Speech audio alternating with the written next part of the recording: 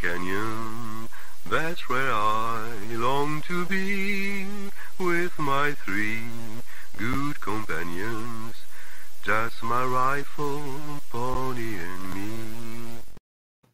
Microciné, bonjour ou bonsoir, ça va dépendre de l'heure à laquelle vous allez découvrir cette nouvelle vidéo. Nous allons parler aujourd'hui d'un livre sorti récemment qui s'intitule Buffy ou la révolte à coups de pieu. C'est édité chez nos amis de Playlist Society. Je montre la couverture et d'ailleurs je remercie Benjamin Fogel pour l'aide apportée à la conception de cette émission. Et Buffy ou la révolte à coups de pieu est écrit par Marion Olité qui est là et qui a accepté de venir en parler. Comment allez-vous ?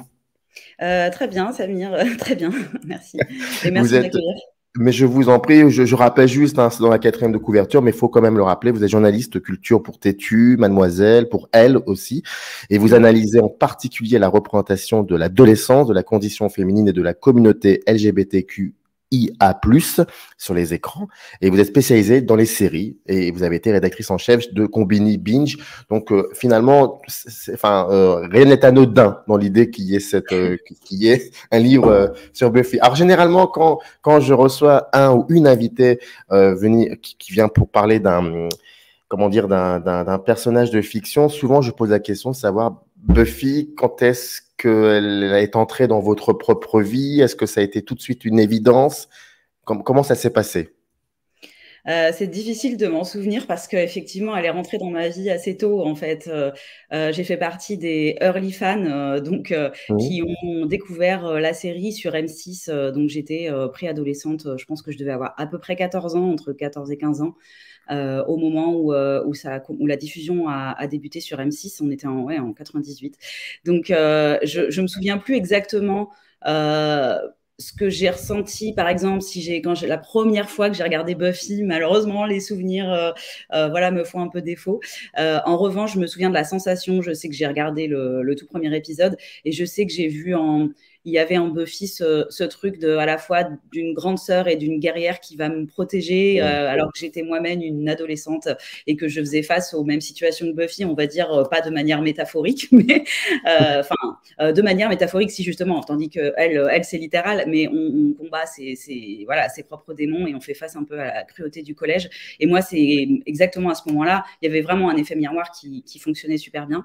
Et donc, je me suis pris de passion pour cette série parce que je pense qu'il y avait vraiment quelque chose, et je ne suis pas la seule à l'avoir dit, il y a toute une génération qui s'est construite avec cette série, mais en fait, elle avait derrière les monstres en caoutchouc, il y a un réalisme vraiment émotionnel derrière cette série qui touche en fait, surtout quand on est ado et qu'on la découvre ado. Et ça a été mon cas. J'ai eu de la chance. Mais ça, c'est important quand vous dites les monstres en caoutchouc, parce que moi, je vais vous faire une petite confidence, même si je ne suis pas de votre génération, je suis la génération du dessus, comme on dit, mais c'est ça qui me rebutait, en fait. Et c'est pour ça que j'ai loupé le coche Buffy, on va dire ça comme ça. J'ai même loupé le coche Nirvana, mais ça, c'est pour une autre raison et je le regretterai toute ma vie. Mais ce que je veux dire par là, c'est que c'est ça. Et en fait, si on dépasse ça, c'est beaucoup plus complexe qu'on le croit. Est-ce que ça, c'est quelque chose que vous avez déjà entendu, pas forcément à l'époque, j'ai envie de dire même maintenant? Est-ce que c'est un aspect que vous entendez souvent? Oui, le côté monstre en caoutchouc, surtout pour les nouvelles générations même qui découvrent la série, en fait, il faut qu'elle passe la fameuse saison 1 qui a vraiment très, très, très mal vieilli. Mais pour moi, c'est comme de se faire la saga Terminator. Si vous regardez le tout premier Terminator, c'est un peu une catastrophe en termes d'effets spéciaux. On voit, dans Buffy, c'est vrai que dans les premières saisons, les premiers épisodes surtout, on voit que c'est pas Buffy, que c'est une cascadeuse par moment qui se bat parce qu'on était à la fin des années 90 et les monstres, étaient faits avec les moyens du bord. Mais justement, je pense que quand on est jeune, on pardonne quand on regarde ça à 14 ans. C'est pas ce qui me choquait. Ça me choquait pas, quoi, en fait. Et puis après, il faut avoir une appétence aussi pour le fantastique. C'est aussi un genre qui est historiquement, qui fait avec les moyens du bord, qui peut paraître un peu cheap parfois au premier niveau de lecture, mais il y a des œuvres fantastiques qui malheureusement n'ont pas forcément eu les moyens en fait de montrer les choses de manière plus artistique, on va dire. Mais oui, j'ai entendu ça plusieurs fois, l'aspect un peu cheap, entre parenthèses, de Buffy, surtout des premières saisons, a pu rebuter pas mal de personnes, en particulier en France, où on est très sensible à la mise en scène, à quelque chose, à une volonté quand même artistique assez forte. Et il y a ça, et il y a aussi le côté, je pense, vraiment pop culture à l'américaine qui fait qu'il y a pas mal, je pense, de gens qui se sont pas forcément reconnus en France en voyant cette série. Moi, au contraire, c'est la génération, j'ai grandi avec toute cette pop culture américaine, donc elle s'est juste imposée à moi et je me suis construite avec en ayant maintenant un recul dessus aujourd'hui, mais en tout cas pas à l'époque.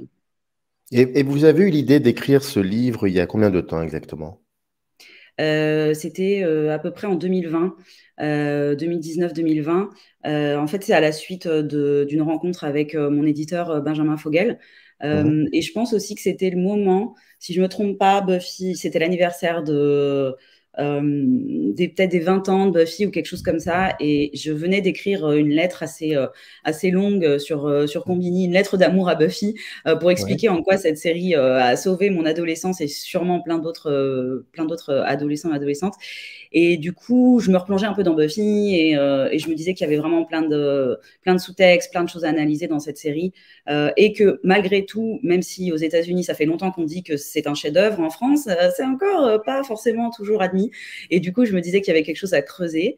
Et c'est à la suite de cette rencontre, lors d'une soirée de lancement d'un autre livre sur les séries de Playlist Society, Mad Men, qui est écrit par Damien Leblanc, que j'ai rencontré Benjamin Fogel. Oui, vous voyez. Et qu'on a commencé à discuter d'une collaboration. Moi, j'avais envie d'écrire un essai, de me lancer un peu dans une analyse très approfondie d'une série. Et en discutant avec lui, on a cité quelques séries et vraiment Buffy s'est imposée parce que c'est une série, c'est la série que je connais le mieux et celle qui m'a construite le plus aussi également. Donc, on a trouvé qu'il y avait un thème intéressant, quoi.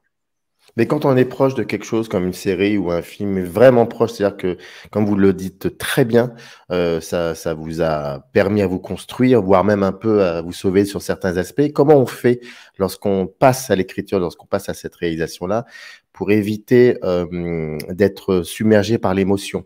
Donc, d'avoir une espèce d'être sereine par rapport à ça. Comment on fait? Je pense que l'émotion, je l'ai mis dans la lettre que j'avais écrite. Mais après, quand je me suis lancée dans l'essai, il y a eu tout un travail de recherche universitaire. J'ai lu des dizaines de livres parce qu'aux États-Unis, il y a ce qu'on appelle les Buffy Studies, qui sont tout un corpus de recherche autour de la série qui les universitaires aux États-Unis s'y sont intéressés dès les années 2000 quand la série était encore diffusée. Et donc, il y a beaucoup d'analyses en psychologie, en philosophie, en sociologie, mystique, le lien aux religions, enfin vraiment tous les aspects de Buffy, enfin beaucoup d'aspects de Buffy. Et du coup, je pense que ça m'a permis aussi de prendre de la distance par rapport à ma relation de fan à cette série, quoi, de me plonger de manière plus journalistique / universitaire. Moi, j'adore les travaux de recherche, et du coup, ça me met quand même un petit peu une distance. Et l'idée aussi, c'était d'être dans l'analyse. Mais après, la balance est toujours pas toujours facile à avoir. Cela dit, je pense vraiment que la plupart des gens, quand ils écrivent sur un sujet, un film, une série et qu'ils analysent, même les universitaires, ils sont aussi fans en fait. Donc, parce que c'est ça qui donne envie de passer 3 ans sur ce sujet. Si j'étais pas fan, est-ce que j'aurais écrit Buffy? Je pense pas en fait. Et dès le début, vous parlez de résonance avec notre époque. Les grandes thématiques de Buffy ont des résonances avec notre époque. Et ça je pense que ça, c'est l'objectif principal quand on essaie de créer quelque chose. Il y a qu'est-ce que ça dit aujourd'hui de notre société. Et en gros, est-ce que la série, pour le coup, était énormément en avance sur certaines choses dont nous sommes entourés aujourd'hui? La série, elle porte des sujets universels qui seront toujours d'actualité dans 20 ans, 30 ans, l'expérience adolescente, par exemple. Après, là où elle était en avance, ben, sur son... Enfin, je ne sais pas si c'est l'avance ou si c'est une coïncidence ou c'est une série qui a été diffusée sur une fin de siècle, fin des années 90, début 2000, et donc elle parle pas mal de fin du monde. On est aussi sur ce sujet. Aujourd'hui, je pense pas que c'était vraiment prévisible, mais sur ce sujet-là, du coup, c'est vrai qu'elle s'est montrée un peu précurseuse, quoi, sur comment on évite la fin du monde. C'est ce que je dis un peu de manière un peu peut-être épique dans ma 4e de couverture, mais c'est que elle donne du coup des clés sur comment on fait dans ces temps troublés pour trouver un peu de paix et pour essayer quand même d'avancer. Bah, on le fait ensemble, comme tout le Scooby Gang, tous les amis qui entourent Buffy dans la série. On réfléchit ensemble, on a une émulation. Comment on gère le pouvoir? Bah, souvent, quand on est seul à la tête de quelque chose, assez mal en général, donc il vaut mieux s'entourer. Voilà, il y a des grandes réflexions comme ça dans Buffy qui, je pense, sont toujours d'actualité. Après, sur mon essai, il y a aussi une grosse partie tout de même liée au féminisme. Et par rapport à cet agenda féministe que Joss Whedon, le créateur, avait depuis le début, effectivement, il y a des sujets qui sont dans la série assez précurseurs de la 4e vague qu'on a vécue en 2017. Et il y a des sujets qui sont liés à la 2e et à la 3e. Donc, en fait, c'est vraiment une espèce de synthèse Buffy. Il y a aussi pas des manquements, mais je dirais, c'est une série qui est à recontextualiser aussi malgré tout à son époque. Et ça, j'en parle aussi dans le livre. Elle n'est pas parfaite. Elle était en avance, par exemple, sur le thème de la sororité. La fin de Buffy est assez incroyable.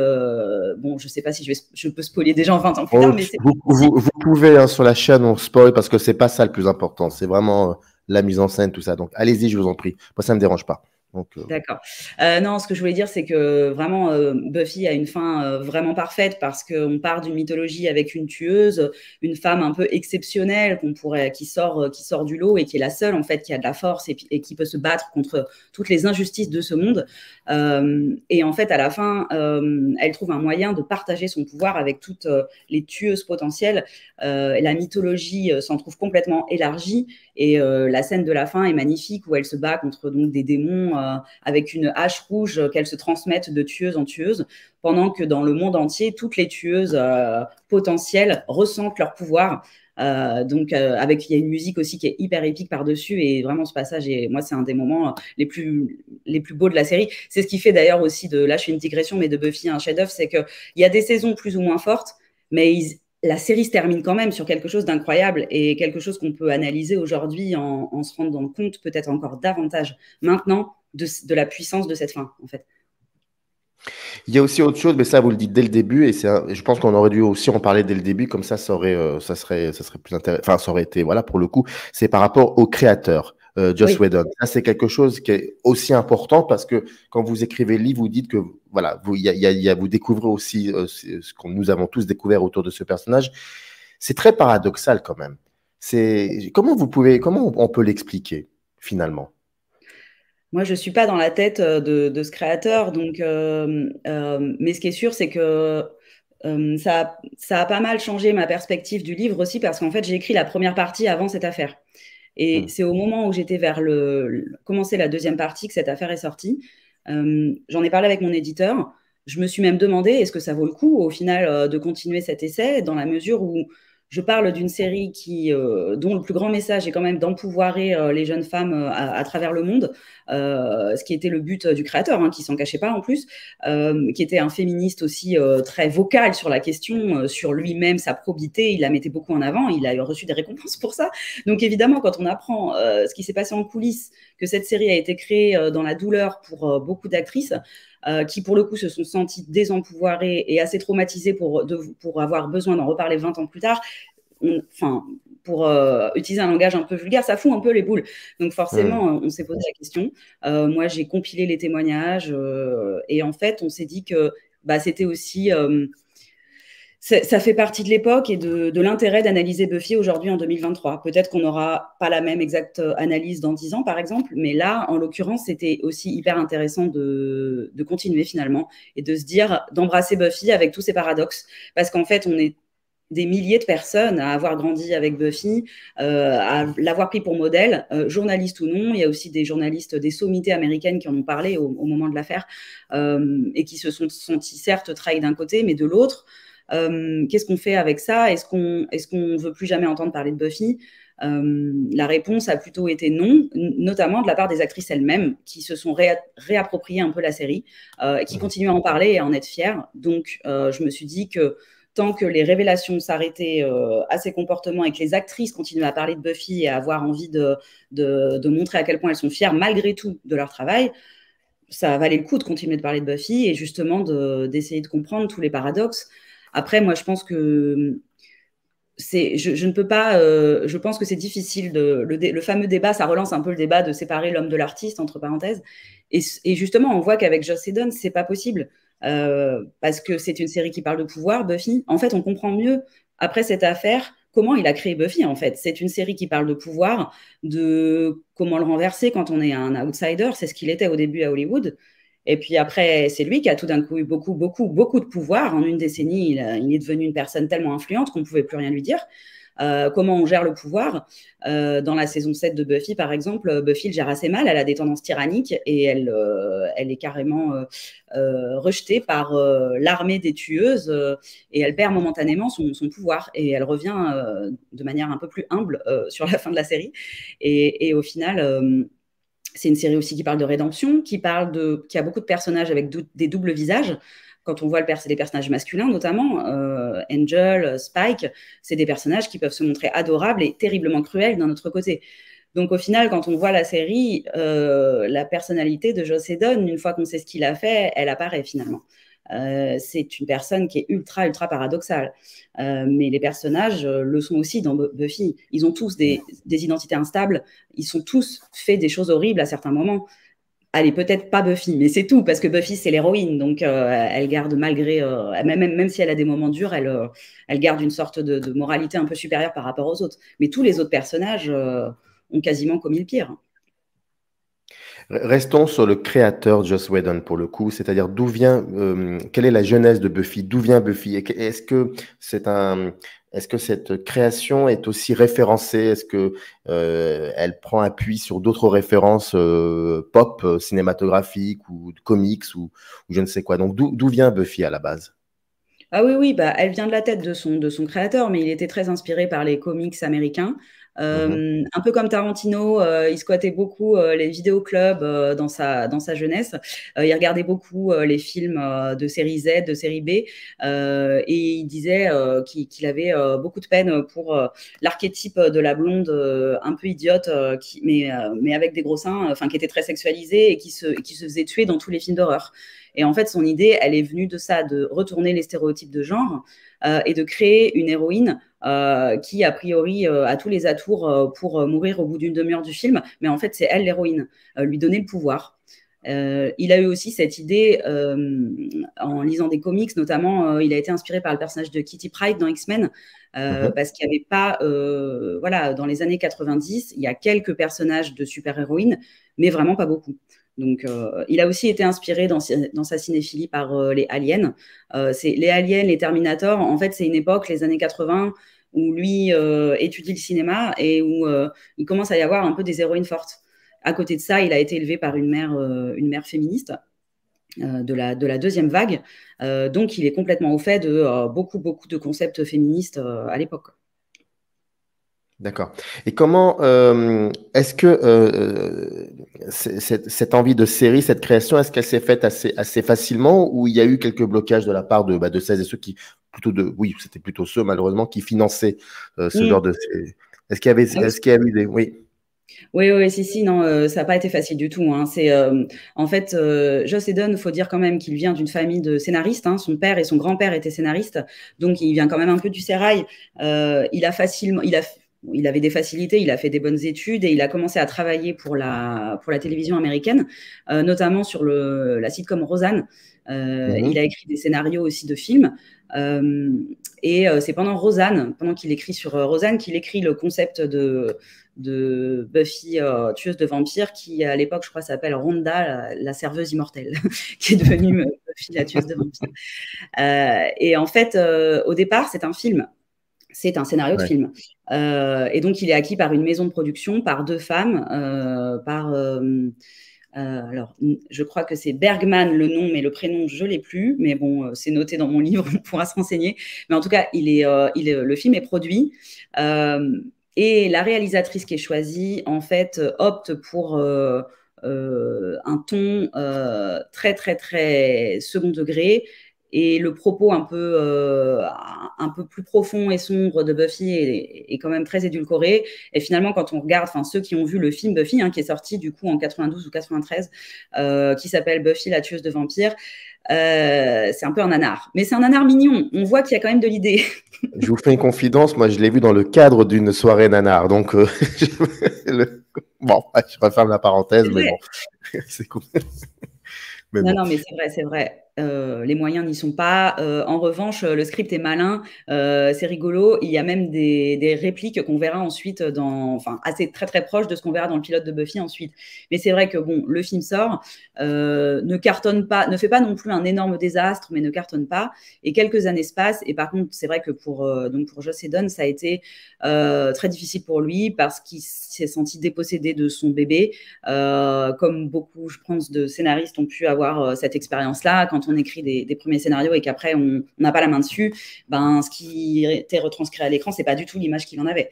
Donc du coup, quelques années plus tard, quand on le recontacte en fait pour en faire une série, alors cette fois-ci, il s'assure d'avoir bien le contrôle total de l'œuvre et donc là, Buffy est relancée mais en série sur une petite chaîne, The CW, qui est une nouvelle chaîne en fait qui cherche un peu à sortir du lot. Quand on est une nouvelle chaîne, on veut un peu des programmes originaux. Là, on tente, on expérimente et du coup, la Buffy a sa chance et sort en milieu de saison, même pas en septembre, je crois, c'est à la mid-season. Et voilà les débuts de Buffy. Et donc, ça marche pas mal. Et une deuxième saison est commandée. Et puis après, ça devient un carton. Et ça a toujours été une évidence pour le public. Toutes les saisons ont été chaleureusement accueillies, que ce soit par le public et la critique. Il n'y a jamais eu de perte de vitesse. Si, il y a quand même des moments. En fait, le truc avec Buffy, c'est qu'il y a des saisons qui sont meilleures que d'autres, mais même dans la saison 4, par exemple, qui est celle de la fac, qui est toujours un piège dans les séries adolescentes, parce que les séries adolescentes, les 2-3 premières années, tout va bien, tout le monde est au lycée, dans un cadre qu'on peut explorer de plein de manières différentes. Mais souvent, la 4e saison, qui est celle où les élèves vont à la fac, du coup, c'est très compliqué parce que changement de décor, est-ce que tous les personnages vont à la fac? C'est pas très, très réaliste. Donc, souvent, c'est compliqué. Là, cette 4e saison de Buffy, moi, je la trouve intéressante, mais c'est vrai que le méchant n'est pas incroyable et que, voilà, ce changement de décor est très, crée une cassure dans le rythme auquel on était habitué. Elle a des moins bonnes critiques, mais malgré tout, dans cette saison, il y a un épisode extraordinaire qui s'appelle Hush, un silence de mort en français, qui est en fait un hommage au conte de fées et un épisode qui est muet à 80% de l'épisode. Et donc, on n'avait encore jamais vu ça dans une série, ou alors oui, je crois que c'est une première. Donc, en fait, il y a formellement des recherches aussi dans Buffy qui font qu'il y a toujours des épisodes... ce qu'on appelle des stand-alone, parce que Buffy fonctionne à l'époque avec... il y a un fil rouge sur toute la saison, et puis chaque épisode, on a un méchant à abattre, entre parenthèses. Et donc, il y a toujours des épisodes un peu qui font pas forcément avancer le fil rouge, mais qui sont vraiment inventifs et géniaux, quoi. Mais bon, la saison 4 et la saison 6 aussi a été pas mal décriée, parce qu'elle aborde des sujets très adultes et qu'à ce moment-là, Marti Noxon prend la direction en tant que showrunneuse. Et donc... elle fait des choix assez sombres pour Buffy, qui traverse une dépression, tout comme Willow, et du coup, cette saison n'a pas toujours été très bien aimée par les fans. Au final, comment on peut expliquer l'esthétique de cette série? Est-ce qu'elle avait une identité très forte visuellement parlant? Oui, c'est une série gothique. Dans la première saison, par exemple, le grand méchant est un vampire qui est dans un souterrain. Et donc, il y a tout un travail sur la lumière, notamment, en fait, contrairement à beaucoup de séries qui sont éclairées comme ça, avec la lumière dans la tronche, sans trop de recherche. Par exemple, pour Buffy, il y avait un travail avec l'éclairagiste pour que la lumière vienne par derrière, dans les moments... Enfin, elle est assez sombre aussi, puisqu'elle se passe quand même souvent la nuit. Donc, il y a des petites bougies éclairées partout. Enfin, il y a vraiment un travail pour que ce soit une série, malgré les monstres en caoutchouc, pour que ce soit une série qui ait une identité, une patte particulière. Après, on l'aime ou on l'aime pas, cette patte, mais en tout cas, oui, c'est une série sombre qui joue aussi avec une certaine colorimétrie, donc du bleu, du jaune, parce que le jaune, c'est la lumière, donc en fait, c'est aussi la douleur pour les vampires, donc on voit aussi pas mal. Et du coup, oui, selon les saisons, il y a aussi des recherches formelles importantes. Donc, je parlais de l'épisode Conte de fées qui se passe muet. Il y a un épisode musical, donc qui a demandé un énorme travail évidemment de l'équipe. Et il y a aussi le fameux épisode The Body de la mort, pardon, de la mère de Buffy, qui se passe avec plusieurs plans séquences où en fait Buffy découvre sa mère morte sur le canapé, et ensuite toute la suite de l'épisode, qui n'a pas de musique, qui se déroule avec plusieurs plans séquences, a pour but de nous faire ressentir ce que Buffy ressent à ce moment-là, le choc, en fait, le choc de la perte immédiate. Et du coup, il y a des plans qui sont très, très réfléchis. À un moment donné, elle parle, mais ça, je l'analyse dans le livre, mais elle parle à un ambulancier, et ça prend toute l'image. On voit le dos de l'ambulancier et Buffy comme ça, perdue dans l'image, et on sent qu'elle suffoque. Il y a plein de recherches comme ça, stylistiquement aussi. Quand Buffy va mal, elle est souvent dans l'ombre quand elle parle à des personnages. Et puis, elle essaye d'aller vers la lumière, mais c'est compliqué pour elle. À cette période-là de l'univers télévisuel américain, comment on peut caractériser Buffy dans son évolution au gré des saisons? Est-ce qu'il y a comme ça une espèce de marqueur, une espèce d'évolution dans la mise en scène? Oui, je pense que la première saison, il y a de l'idée, mais déjà, il y a aussi un gros manque de moyens, parce que de saison en saison, Joss Whedon a quand même de plus en plus de moyens pour faire ce qu'il veut. L'épisode musical aurait été une catastrophe, je pense, s'il avait été fait en saison 1. Il a été réalisé en saison 6, donc là, on est plusieurs années plus tard. Buffy est un hit, et les standards ont changé, et il peut faire un peu ce qu'il veut aussi en termes de réalisation, et prendre le temps de réaliser un épisode pareil, alors que dans l'économie des séries, je pense qu'un épisode, c'est une semaine de travail, pas plus, quoi, en saison 1. Donc évidemment, il y a une évolution. Je pense aussi le succès de Buffy, l'indépendance de Joss Whedon fait que oui, il peut se lancer dans des défis formels, des épisodes que j'ai cités. Il n'aurait pas pu faire ça en saison 1 ou en saison 2. Et après, il se trouve aussi que Buffy appartient à une époque où on commence à vraiment réfléchir à créer des séries et à prendre le temps d'en faire aussi des beaux objets, pas juste des belles histoires, mais des objets cinématographiques. On est quelques années après Twin Peaks, et la fin des années 90, c'est l'ascension de HBO, avec des séries qui sont formellement très travaillées, comme Les Sopranos, Oz. Donc Buffy aussi appartient, je pense, Joss Whedon a aussi été influencé par les séries autour qui se créaient. Est-ce que c'est comment dire, est-ce que c'est délibéré pour Joss Whedon d'avoir intégré ce personnage dans un milieu, dans un registre très fantastique, avec le retour de la figure du vampire? Est-ce que ça donne plus de puissance, plus de sens à cette série? En tout cas, ça permet d'aborder des sujets qui n'auraient pas pu l'être dans une série sur l'adolescence. La série aborde des sujets comme les sexualités, le deuil, la dépression, à travers le fantastique agit comme une métaphore. Si on retire le fantastique, il n'aurait pas pu faire une série adolescente à 1 heure de grande écoute pareil. Parce qu'à travers les vampires, il y a plusieurs métaphores. Il y a celle des désirs adolescents, il y a celle du patriarcat, et puis à travers la magie, il y a une métaphore aussi du lesbianisme, à travers les personnages de Willow et Tara. Ça lui permet vraiment, en fait, d'aborder des sujets qui autrement n'aurait pas pu l'être de manière aussi populaire. Et il a très conscience de vouloir faire une série populaire qui parle à des millions de personnes. Il n'a pas envie de faire une série d'auteurs, mais il a envie par contre d'avoir une exigence d'auteur. Donc de mélanger un peu le meilleur des deux mondes, le populaire et l'auteur. Il y a de cela aussi. J'aurais voulu savoir un peu, parce que vous, dans le livre, il y a pas mal de thématiques sur le patriarcat, enfin, contre le patriarcat, sur le féminisme, etc. Et j'aurais voulu savoir comment Whedon, est-ce qu'il a une espèce de, comment je pourrais dire ça? Est-ce que chaque épisode répond à une espèce de cahier des charges narrative, voire même dans le style d'écriture? Par rapport au féminisme? Par rapport à toutes les thématiques, est-ce qu'il y a une manière comme ça, est-ce qu'il y a un style qui est identifiable à cette série? Vous parlez par exemple des Sopranos. Par exemple, c'est très bête, mais les Sopranos, si je me souviens bien, il y a, chaque épisode se terminait par une musique différente. Bon, c'est un élément de mise en scène. Est-ce qu'il y avait de cela aussi dans la série Buffy pour chaque épisode? Est-ce qu'il y avait quelque chose qui était identifiable? Oui, ce qui est identifiable, déjà, c'est la scène d'ouverture. Et c'est là qu'on voit que l'un des sujets principaux de Buffy, c'est effectivement le féminisme et le combat contre le patriarcat, entre parenthèses.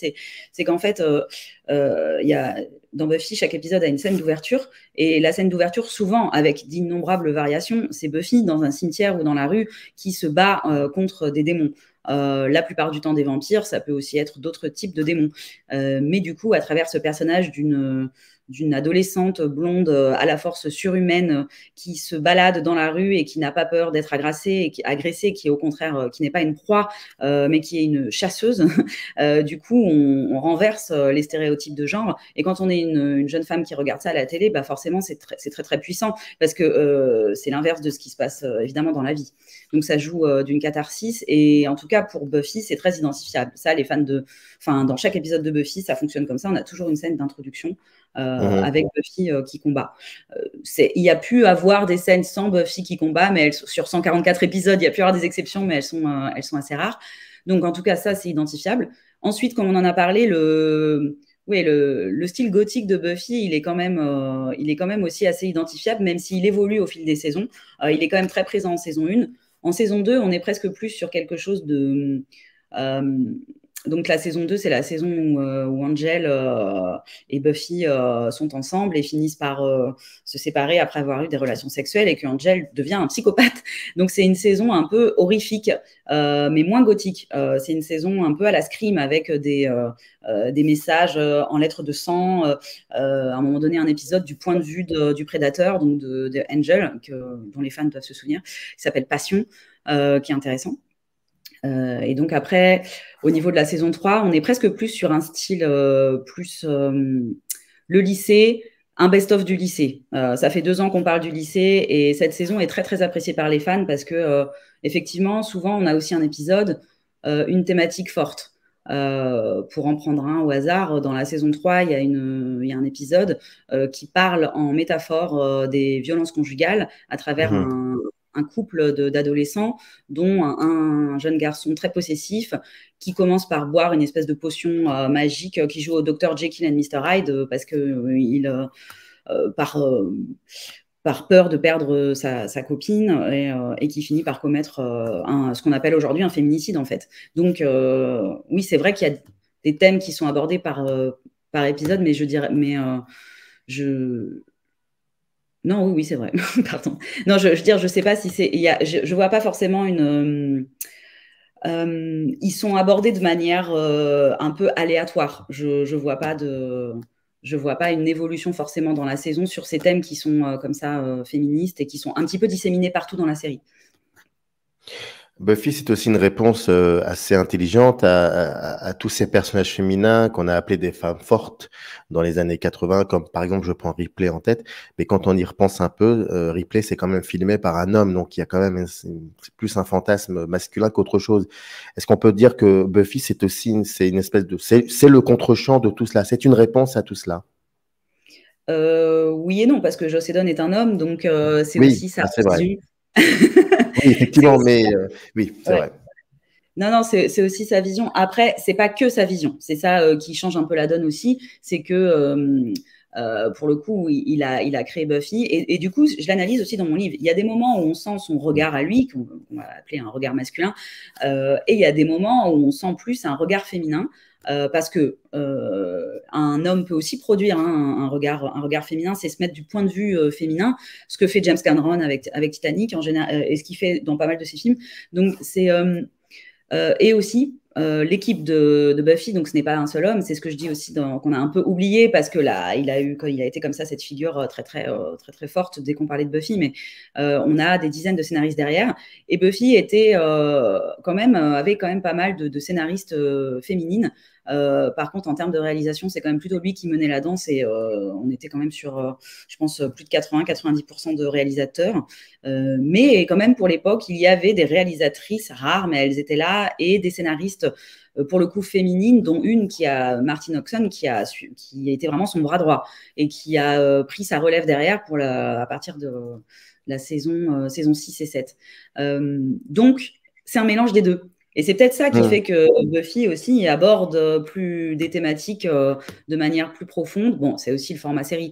Mais je pense que ça joue, effectivement. S'il avait été tout seul à réaliser cette série, je ne pense pas qu'elle aurait on n'aurait pas forcément le même résultat.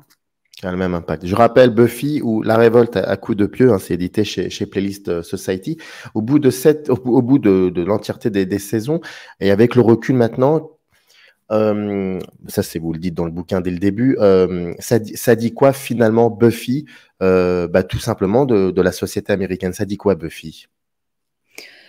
Ça dit quoi? Ça dit que, c'est même pas que de la société américaine. Alors j'aborde le côté capitalisme c'est une série aussi qui est un peu anticapitaliste, Buffy, à certains aspects, et ça j'en parle aussi dans mon analyse. Mais Buffy, c'est une grande mythologie en fait. Et je la compare d'ailleurs dans mon livre à Star Wars ou Harry Potter parce que c'est ça qui est beau dans cette série et qui fait qu'on en parle encore 25 ans plus tard, c'est qu'il a créé une mythologie 100% féminine. Et donc on y retrouve des aspects universels. Ce que je parle notamment des différentes étapes du héros qui ont été analysées par Joseph Campbell. Donc, elles passent par des moments comme Harry Potter ou comme Luke Skywalker, le passage à l'âge adulte, l'apprentissage de son pouvoir, gérer sa colère, etc. Ces moments-là sont très universels. Et il y a d'autres qui sont propres à l'expérience féminine. Et à côté de ça, ce qui fonctionne aussi, c'est que ce que raconte Buffy, c'est l'expérience universelle, oui, de l'adolescence, du passage à l'âge adulte et de comment on vit en fait dans ce monde et comment on fait pour survivre à nos apocalypses personnelles. Donc ça résonne toujours avec l'actualité. Et voir qu'aujourd'hui, on ne trouve pas d'aussi bonne série que Buffy sur l'adolescence. C'est à la fois un constat cool pour les fans de Buffy, mais un peu triste, c'est qu'on n'a pas fait mieux en fait en termes de résonance avec l'expérience adolescente. Il se passe un truc qui fait que les années 90, que ça soit le début ou la fin, même que ça donne sur le début des années 2000, il s'est passé un truc d'assez... Et c'est des livres comme le vôtre hein, qui montrent ça, qui le rappellent finalement. Il s'est passé quelque chose, en tout cas, surtout aux États-Unis, pour le coup. Je rappelle, Buffy ou La Révolte à coups de pieux, c'est édité chez Playlist Society. Dans le descriptif de la vidéo, vous avez le lien qui renvoie à la page dédiée au livre du site de Playlist Society et c'est écrit par Marion Litté qui était là aujourd'hui pour nous en parler. Moi, j'aime bien dire qu'on a parlé de 0,01% de ce qu'il y a dans le livre. Donc maintenant, il faut être curieux et il faut se le procurer. Merci beaucoup, en tout cas, Marion, d'avoir pris le temps de répondre à mes questions et puis à très vite. Merci à vous. Merci. Générique. Up arrive in the canyon, that's where I long to be, with my 3 good companions.